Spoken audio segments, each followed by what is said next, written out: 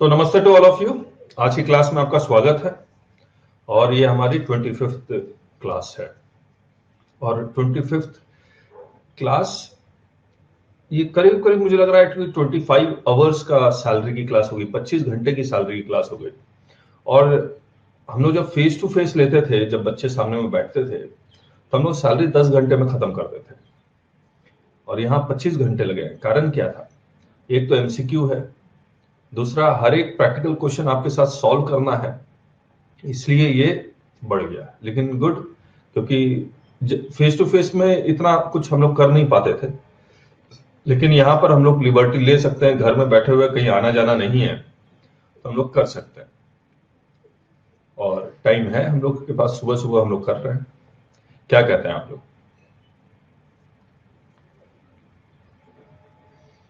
अब हम लोग पहले एमसीक्यू कर लेते हैं, उस एमसीक्यू के बाद कुछ प्रैक्टिकल क्वेश्चंस आपके साथ करेंगे। आइए, रिटायरमेंट बेनिफिट सैलरी यानी कि ग्रेचुटी, पेंशन और लीव सैलरी, नहीं, इससे पहले प्रोविडेंट फंड भी था शायद। प्रोविडेंट फंड, यस, ये रहा। तो हम प्रोविडेंट फंड से करते हैं। बताइएगा, examine the following case. Employers contribution towards RPF is not taxable, true और false?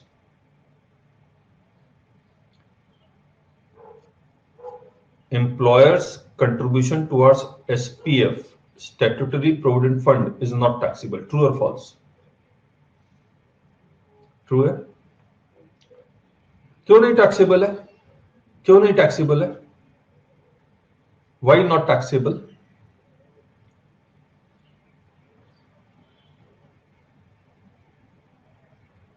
Not due. Yes, not due.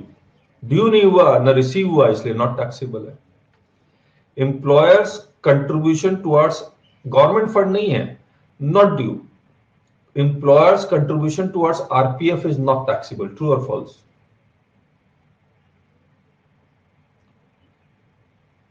False है ना ये। Employers contribution towards RPF in excess of 12% of salary is taxable. तो आप इसको पार्टली ट्रू पार्टली फॉल्स तो कह सकते हैं, लेकिन this sentence is not entirely true, तो इसीलिए हमने इसको फॉल्स लिख दिया। True false, A is the answer. Interest on contribution towards SPF is not taxable. True और false? Interest on SPF is towards SPF, statutory provident fund, is not taxable. True. Why not taxable? Why not taxable? क्योंकि due नहीं हुआ, क्योंकि due नहीं हुआ। Interest on contribution towards RPF is not taxable. False. अच्छा, ये interest on contribution towards RPF कब taxable हो जाता है? कब टैक्सेबल हो जाता है?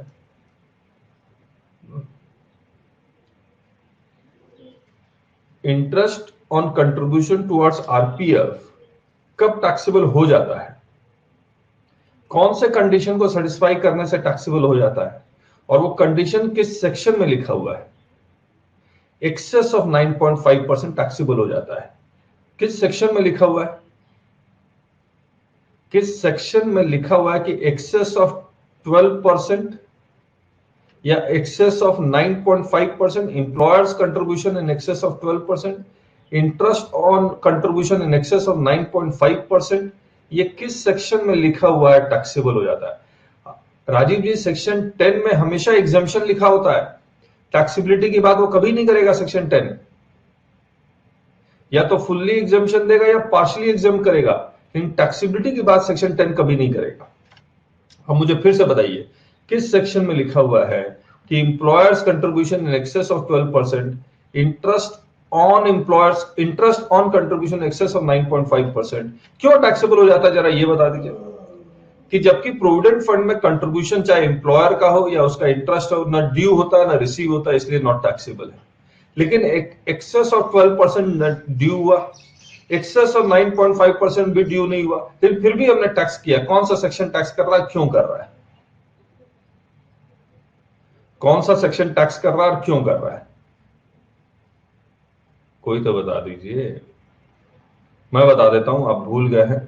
Section 7 deem to be received, section 7 deem to be received, the excess of employer's contribution in excess of 12% is deemed to be received. Interest on contribution in excess of 9.5% is deemed to be received. तो वहां ये taxability आती है। आया?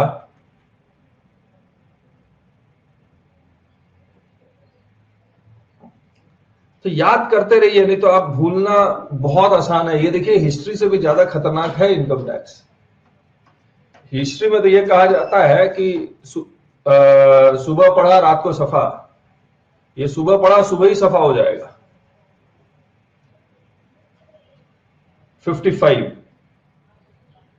इसका answer क्या था? 54 का A. 55, lump sum withdrawal from SPF is exempt, true और फॉल्स? सेक्शन बताइए। Lump sum withdrawal from SPF is exempt, section बताइए।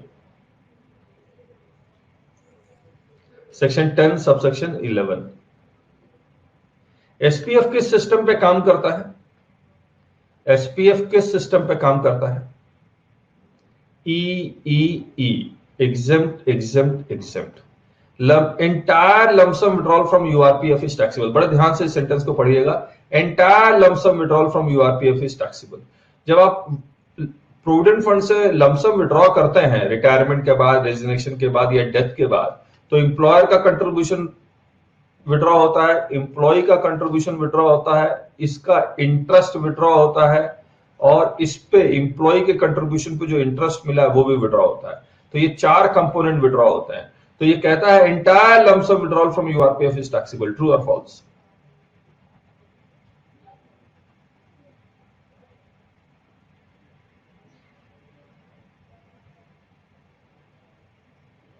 Accept employee contribution. मुझे राजीव जी, मुझे लग रहा था कि आप एम्प्लॉय लिखना चाहेंगे। एम्प्लॉय का कंट्रीब्यूशन तो बेसिक सैलरी का हिस्सा था, ये ऑलरेडी टैक्सेबल हो चुका। Rajesh ji, employer do not contribute in PPF. PPF की बात नहीं कर रहे हम लोग, यूआरपीएफ अनरिकग्नाइज्ड प्रोविडेंट फंड की बात कर रहे हैं। तो एम्प्लॉयर का कंट्रीब्यूशन और इसका उसके ऊपर इंटरेस्ट टैक्सेबल है। Interest on employee contribution taxable है, लेकिन एम्प्लॉय का विड्रॉल क्योंकि वो बेसिक सैलरी का ऑलरेडी हिस्सा था, जिस साल में बेसिक सैलरी मिल रही थी उस साल में उसको इनकम मान के ऑलरेडी टैक्स कर दिया गया होगा। आया? याद आया? अब मुझे एक बात बताइए, अब आप एम्प्लॉयर का कंट्रीब्यूशन विड्रॉ कर रहा है यूआरपीएफ से, इंटरेस्ट ऑन एम्प्लॉयर कंट्रीब्यूशन आप विड्रॉ कर रहे हैं यूआरपीएफ से, किस हेड में टैक्सेबल होगा? किस हेड में टैक्सेबल होगा?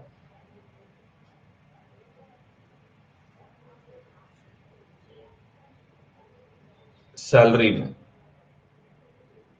और इंटरेस्ट ऑन एम्प्लॉइज कंट्रीब्यूशन किस हेड में टैक्सेबल होगा?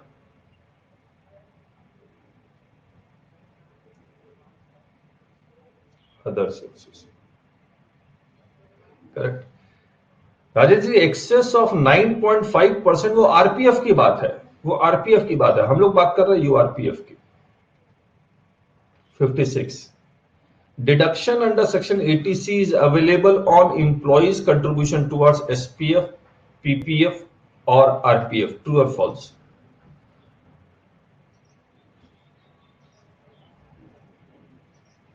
ट्रू। फॉल्स कैसे है? एसपीएफ में और पीपीएफ में और आरपीएफ में अगर इंप्लॉय कंट्रीब्यूट करता है तो एटीसी का रिडक्शन मिलता है या नहीं मिलता है?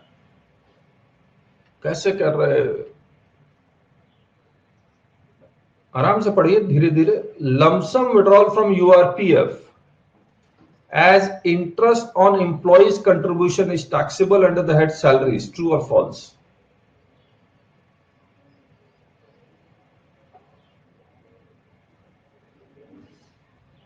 हिमांशु ट्रू लिख रहे हैं, बाकी लोग?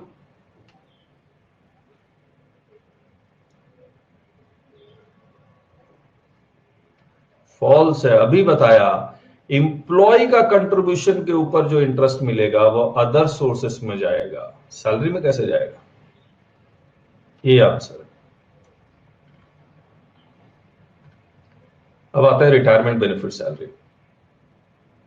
Identify the wrong sentence where employee is covered under the payment of gratuity act for computation of gratuity. तो ये थोड़ा सा गड़बड़ लग रहा है, हम लोग इसको करेंगे employees for employees covered under the payment of gratuity act 1972। मैं इसको ठीक करूंगा। मैं ये कहना चाह रहा हूं कि employee payment of gratuity act 1972 में कवर्ड है, उसको ग्रेच्युटी दिया जाएगा, तो ग्रेच्युटी को कंप्यूट करने के लिए जो फॉर्मूला है, वो फॉर्मूला को ये हमने 4 पार्ट में लिखा हुआ है। इन 4 पार्ट में से कोई एक पार्ट गलत आइडेंटिफाई करना है। Identify the wrong sentence. Salary is salary at the time of retirement, बताइए ट्रू और फॉल्स? ट्रू। देखिए, covered under the payment of gratuity act 1972 में हमने ये कहा था कि लेटेस्ट सैलरी लेनी है। Dearness allowance is a part of basic salary even if terms of employment not so provide. True और फॉल्स?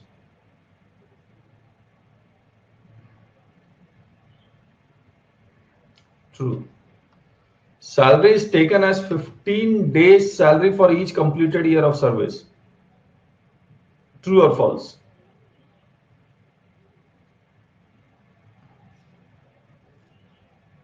ध्यान से पढ़िए।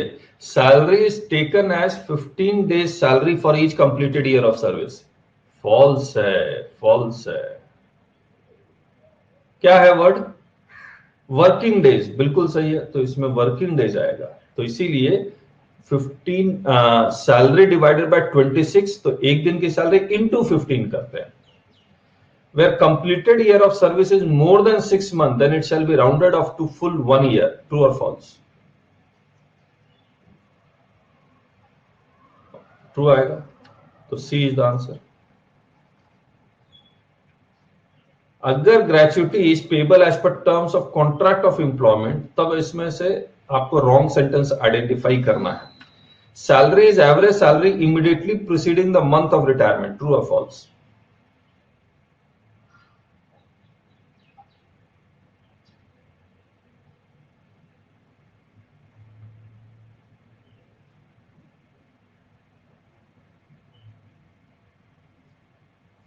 सैलरी इज एवरेज सैलरी में इसमें एक सेंटेंस रह गया of last 10 months immediately preceding the month of retirement. True है। Dearness allowance is a part of basic salary only if terms of employment so provide.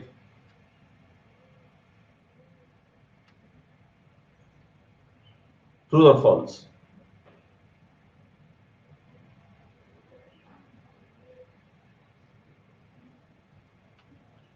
Dearness allowance is a part of basic salary if only if terms of employment so provide. True or false? True है। ये तो true है ना, सांस लेते हैं यहां पर हम लोग। Salary is taken as 15 days salary for each completed year of service.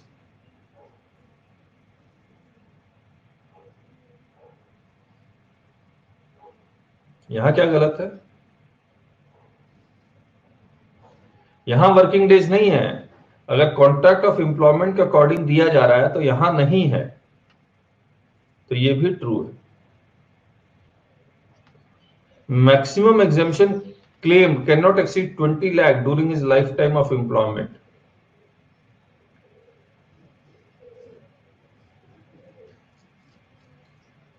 ये भी ट्रू है, तो इसमें रॉन्ग सेंटेंस हमें लिखना होगा। Wrong wrong wrong.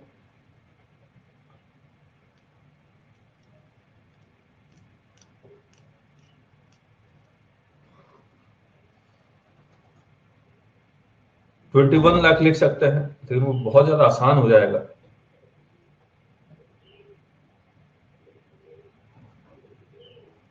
या तो मैं इसको वर्किंग डेज यहां लिख दूं,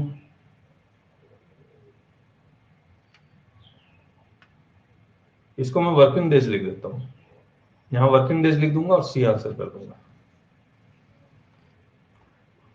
Examine following case. Uncommuted pension is exempt in case of government employee. True or false?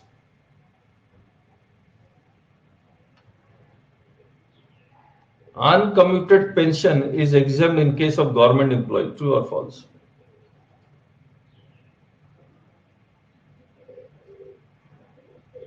फिर से पढ़ लीजिए. फॉल्स है. Uncommuted pension is just like a basic salary. और वो गवर्नमेंट एम्प्लॉय है या प्राइवेट एम्प्लॉय है, फुल्ली टैक्सेबल है. Commuted pension is partially taxable in case of private employee. True और फॉल्स?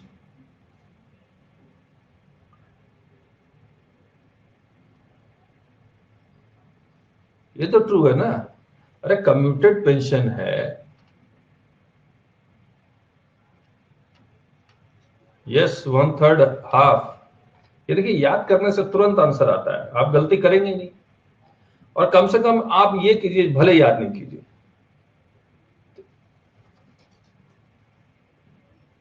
एग्जाम भी हो सकती है. कम्यूटेड पेंशन इज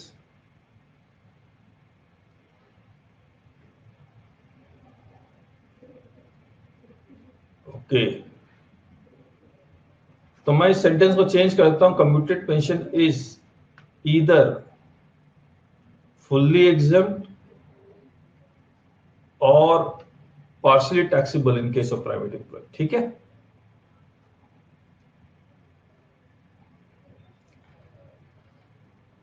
आप 24 घंटे के अंदर कम से कम सिंपल एक और पढ़ लीजिए जो भी पढ़ाया गया है. किताब है ही आपके पास, खोल के पन्ने उलट ला लीजिए, उससे भी आपको मैक्सिमम चीजें याद आ जाएंगी. लेकिन 24 घंटे के अंदर ही करना है.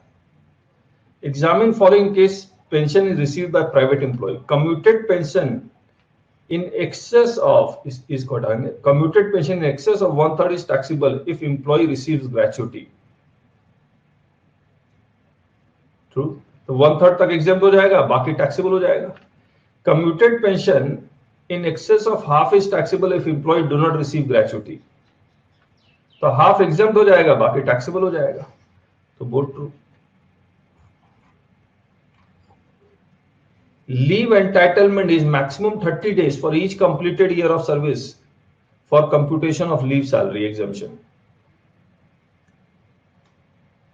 True or false?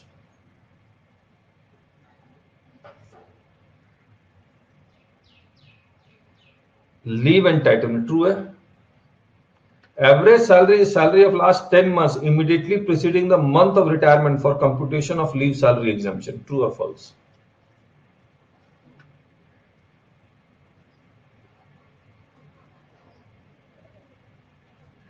कह दीजिए. Average salary is salary of last 10 months immediately preceding the month of retirement for computation of leave salary exemption. This is false. क्या करेक्ट आंसर क्या है? करेक्ट आंसर क्या है?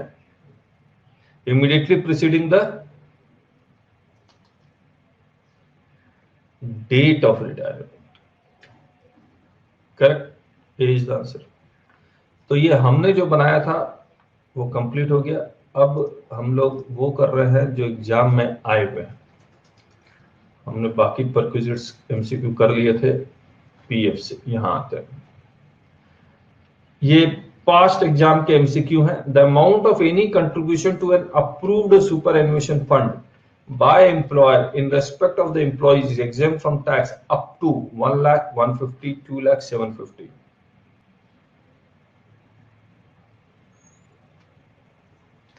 Employer's contribution towards approved superannuation fund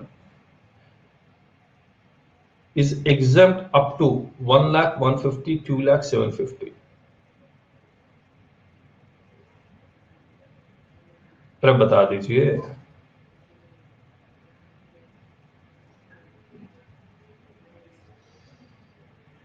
$7,50,000 बिल्कुल सही. मैंने perquisites excess of employer's contribution in excess of 7,50,000 towards SPF, RPF and new pension scheme. याद है आपको? excess of 7,50,000 उसको हम परक्विजिट्स मान के उसको टैक्स कर रहे हैं. करेक्ट है.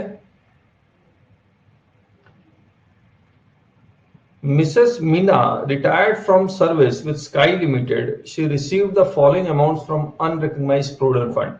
Own contribution, interest, this how much of the receipt is taxable as income from salary? बताइए, ये चार अमाउंट वो विड्रॉ कर रही है, लमसम विड्रॉ कर रही है अनरिकॉग्नाइज्ड प्रोविडेंट फंड से.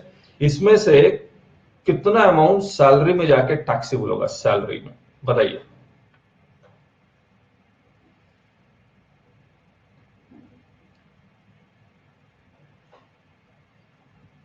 बताइए.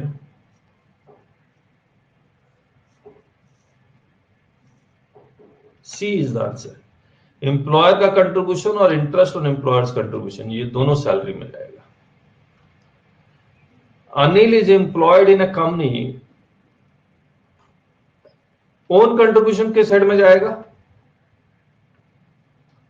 ओन कंट्रीब्यूशन किस हेड में जाएगा?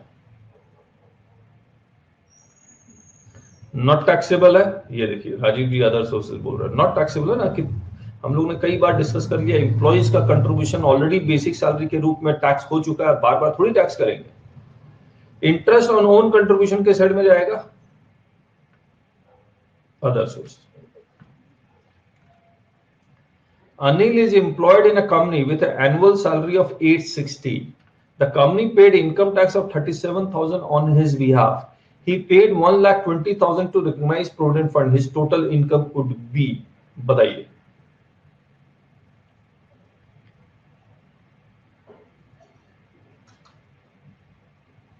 मैं भी कैलकुलेट कर रहा हूं, आप भी कैलकुलेट कीजिए. मैं दोबारा क्वेश्चन पढ़ देता हूं.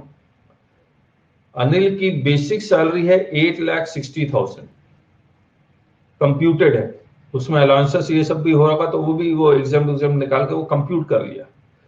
और उस एम्प्लॉयर एम्प्लॉय के बिहाफ पे इनकम टैक्स दे रहा है, तो ये परक्विजिट है.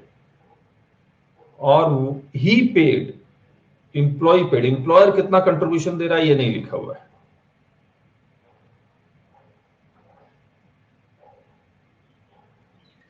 तो इसका टोटल इनकम क्या आएगा?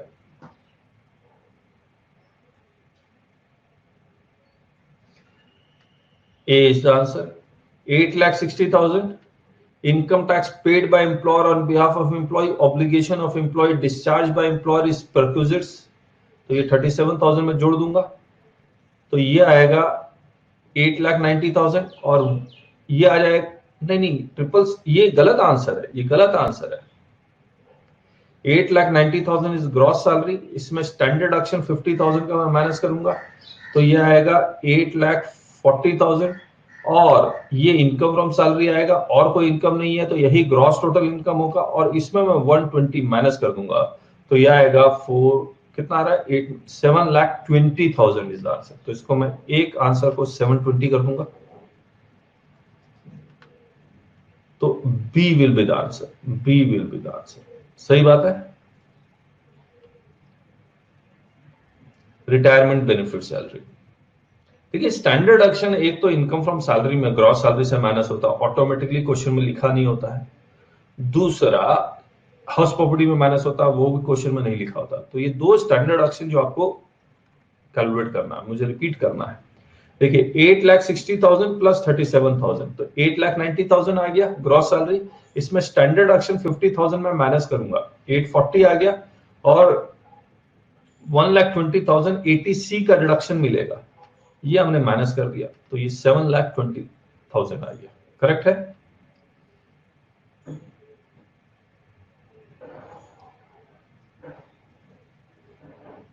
$897. ओके 897. ओके 897, 847, 727. ओके, तो 7,27,000. ठीक है.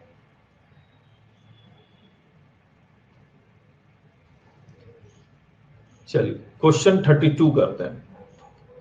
Bimal is employed in a factory at a salary of 2,400 per month.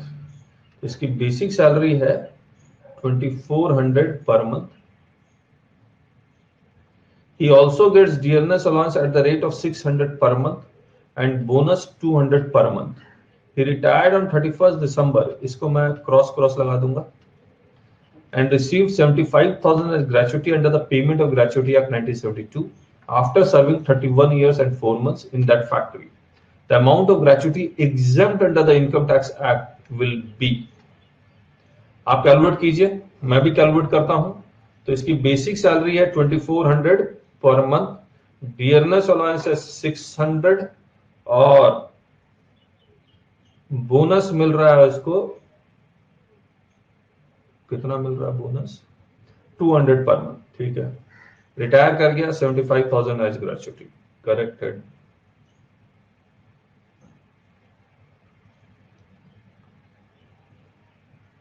चलिए, मैंने तो कैलकुलेट कर लिया, आप बता दीजिए।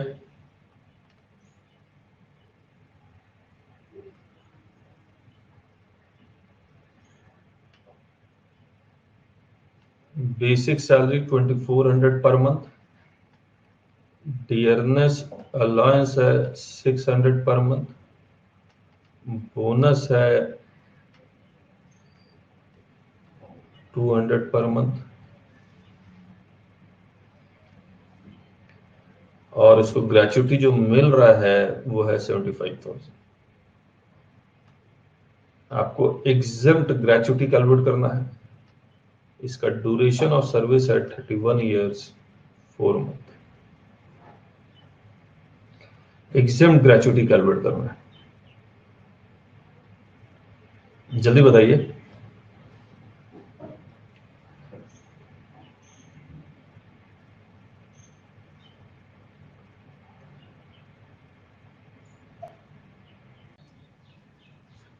देखिए, covered under the gratuity act 1972 है, तो 15 working days salary for each completed year of service है, and 15 working days salary at the time of retirement for each completed year of service है। तो at the time of retirement ये है कितना, 2400, और dearness allowance तो हर हालत में आएगा ही आएगा, even if terms of employment not so provide. तो आपका जो सैलरी है वो आएगा 3000। 15 वर्किंग डेज सैलरी तो 26 से डिवाइड कर दिया, एक दिन की सैलरी आएगी, 15 से मल्टीप्लाई कर दिया, 15 दिन की सैलरी आ गई, और 31 से मल्टीप्लाई कर दिया, तो ये आएगा 53654 आया।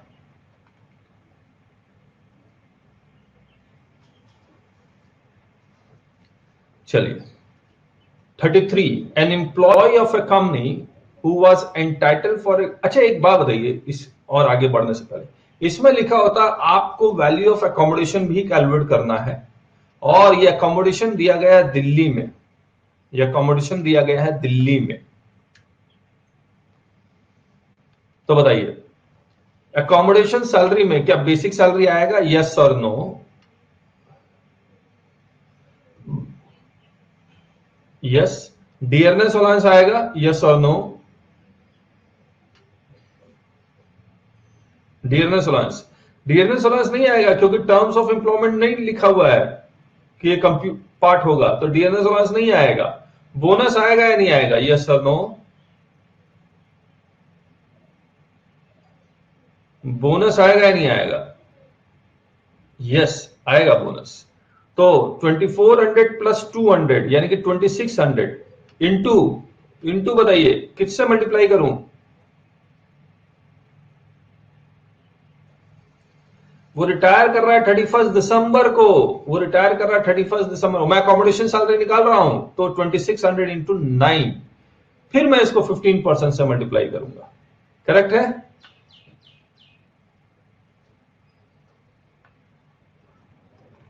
अब आइए, an employee of a company who was entitled for a gratuity of 8 lakh also received 12 lakh by commuting 40% of his pension. The taxable amount of commuted pension is, बताइए, ग्रेचुटी रिसीव कर रहा है वो,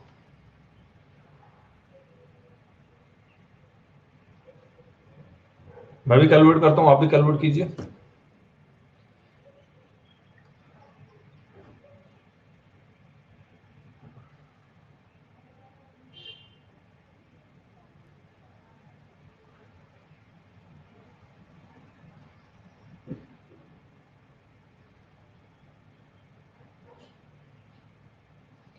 मैंने तो कैलकुलेट कर लिया, आप बता दीजिए। Correct, A is the answer. अब देखिए कैसे कंप्यूट कैसे करना। He also received 12 lakh by commuting 40% of his pension. तो फुल वैल्यू ऑफ पेंशन कितना आएगा? 12 लाख डिवाइडेड बाय 40%, ये आएगा 30 लाख।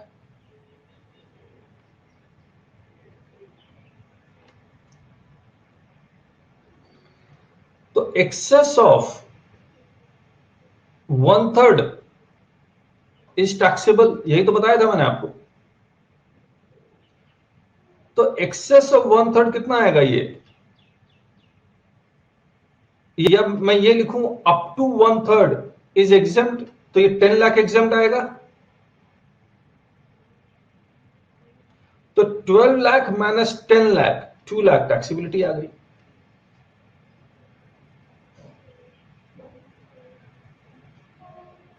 दस लाख से ज्यादा, बिल्कुल।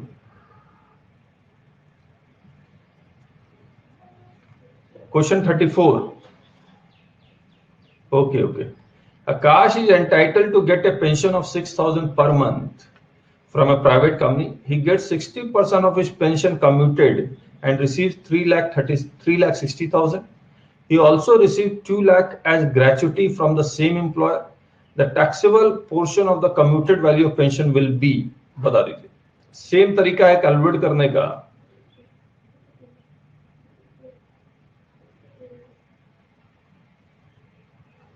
ए आंसर, आपने मेरे से भी जल्दी कैलकुलेट कर लिया, बहुत बढ़िया।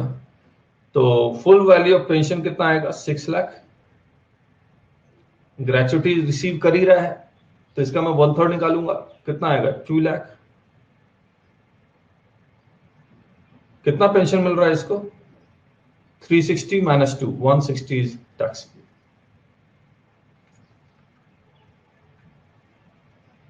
Anand is entitled to get a pension 600 per month from a private company. He gets 3/5 of the pension commuted and received 36,000. He did not receive gratuity. The taxable portion of the commuted value of pension is, बता दीजिए।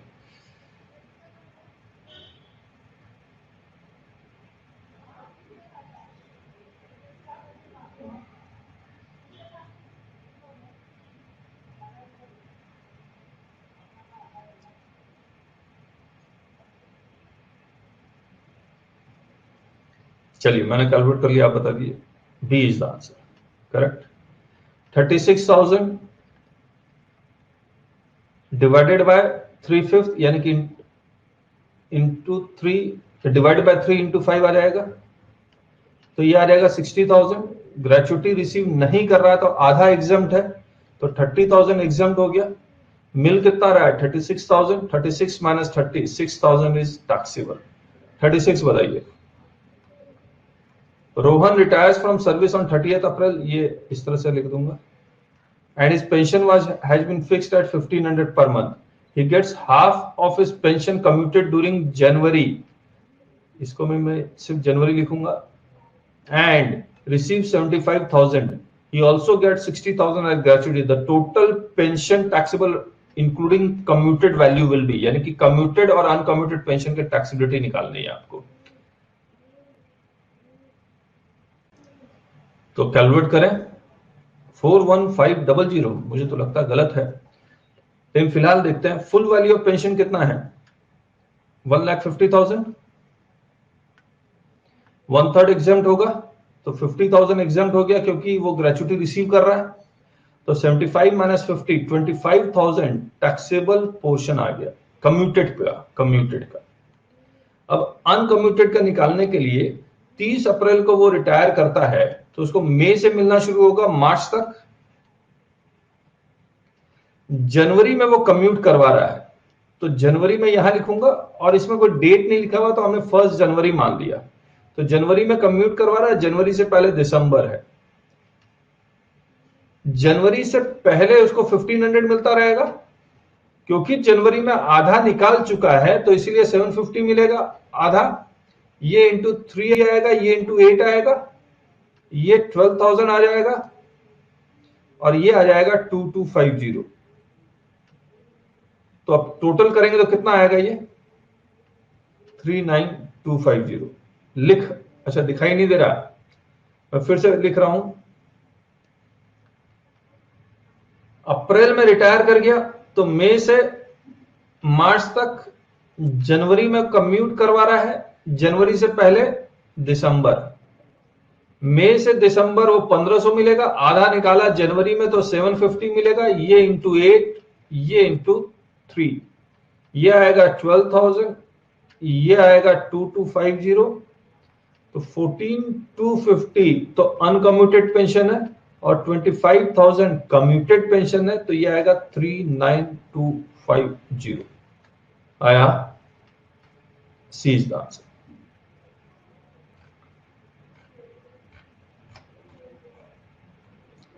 The maximum exemption under section 10(10)AA in case of leave encashment is, बताइए।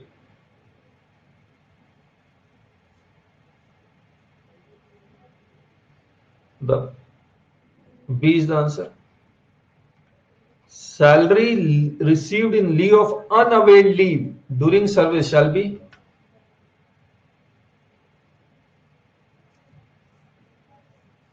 बता दीजिए। fully taxable. An employee of a public limited company received 3 lakh in encashment of leave salary at the time of retirement. He has 18 months leave to his credit at the time of retirement, and his average salary for last 10 months is 24,000. The taxable amount of leave encashment would be, बताइए।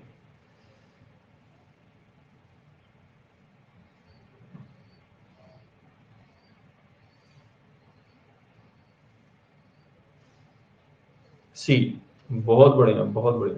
देखिए 18 month है, 10 महीने से तो ज्यादा ऐसे नहीं हो सकता, तो 10 इंटू 240, 2,40,000 आ जाएगा। लीस्ट 240 है तो 3 lakh minus 240, 60,000 is taxable amount. तो मुबारक हो, हमने टोटल सैलरी की अगर एमसीक्यू देखेंगे तो टोटल 100 है एमसीक्यू। तो दिस वीक कंप्लीटेड, एमसीक्यू हो गया। अब हम लोग आते हैं प्रैक्टिकल क्वेश्चन में।